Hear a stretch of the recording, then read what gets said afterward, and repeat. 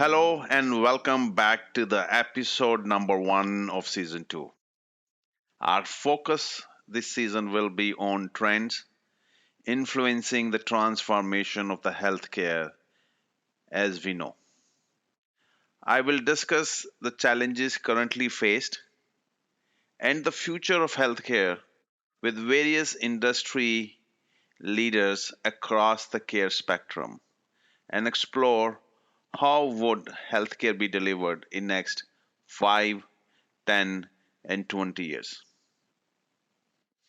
In my conversations with various industry leaders, they listed the following five as their most significant strategic goals.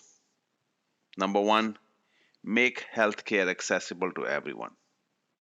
Two, provide more patient centric care. Have their patients engaged in decisions related to their care. Number three, improved outcomes.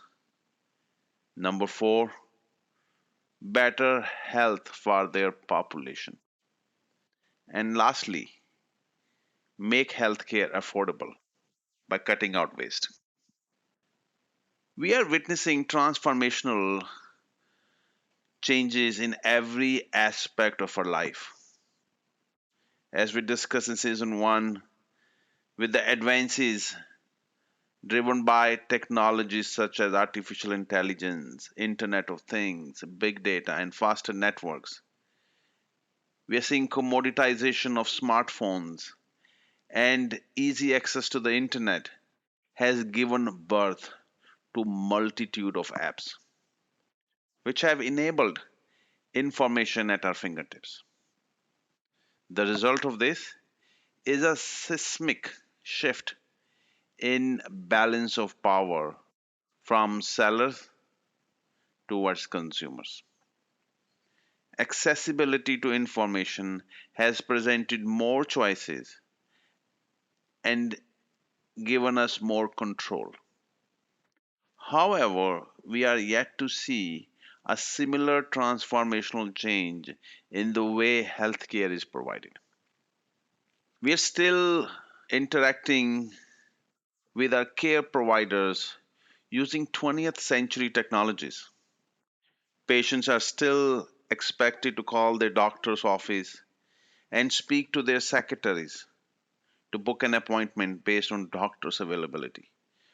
Patients are still expected to go to the doctor's office at minimum 15 minutes before their appointments, present their insurance cards, wait in the main hall, then wait in the examination room, then finally see the doctor, at which time they will share with him or her the reason of their visit.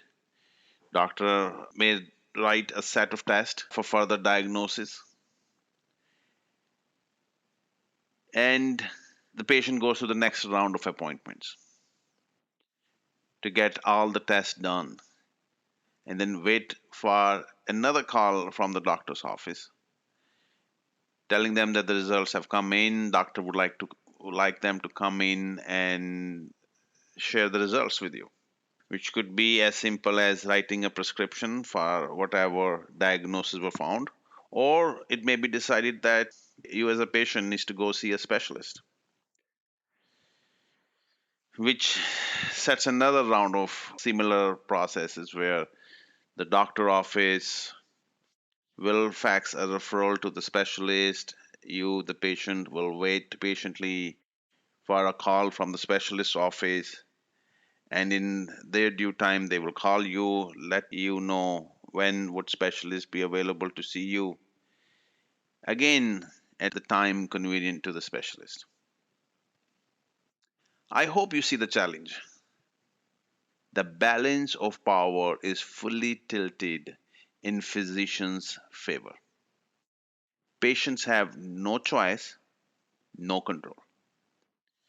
In the coming episodes, I will explore options on how do we improve accessibility to care.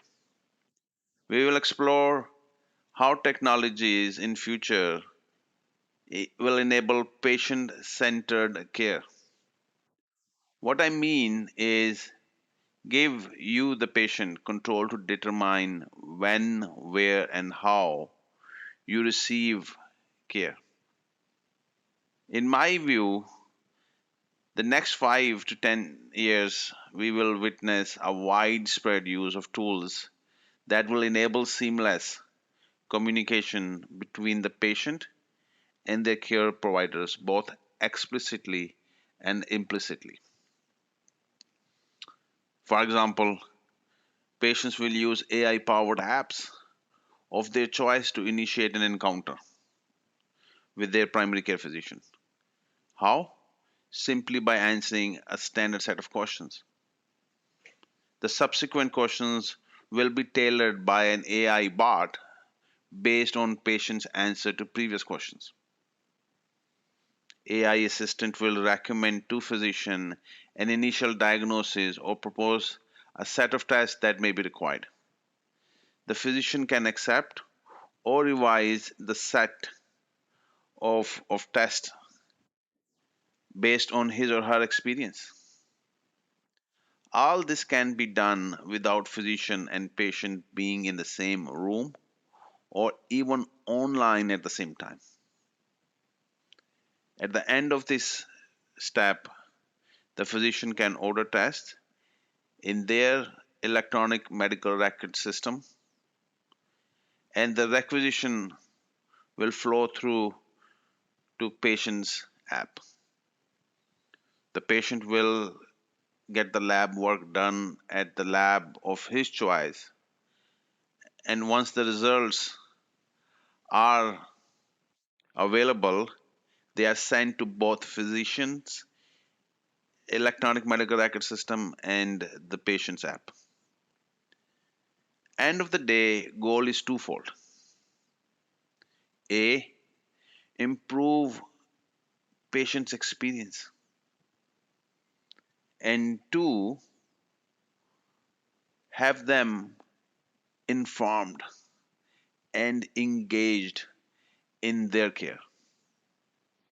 To achieve this vision, there are several barriers that we need to overcome, such as lack of interoperability between different technology vendors. We need to establish and implement standards that will allow seamless flow of data between systems. Define ownership of patients' medical data. Implement airtight security of patients' data. Now, good news is that over the past decade, we have seen encouraging signs. In addition to traditional health information technology companies, major technology players such as IBM, Google, Apple, Amazon, Microsoft are investing heavily into healthcare research and development. They are developing solutions to capture, store, and process healthcare data.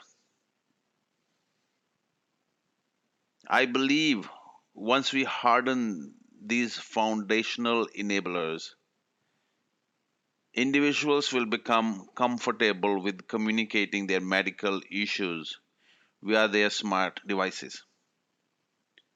And telemedicine will become a mainstream medium to deliver care. In coming episodes, I will explore how artificial intelligence will augment clinicians and make them more productive by performing mundane tasks so the clinicians can focus on taking care of their patients. We will talk to experts in population health and ask them how Internet of Things, such as wearables, Apple smartwatch, and Fitbit, and other wearable devices that people are using today, will generate data that can be used by advanced analytics to help identify high risk individuals so that providers can proactively intervene and keep the patients out of urgent care settings. We will also speak to experts on initiatives on improving interoperability of data, and finally, We will explore how new models, such as value based or population based compensation models versus fee for service, can help improve patient experience as well as reduce waste and cost.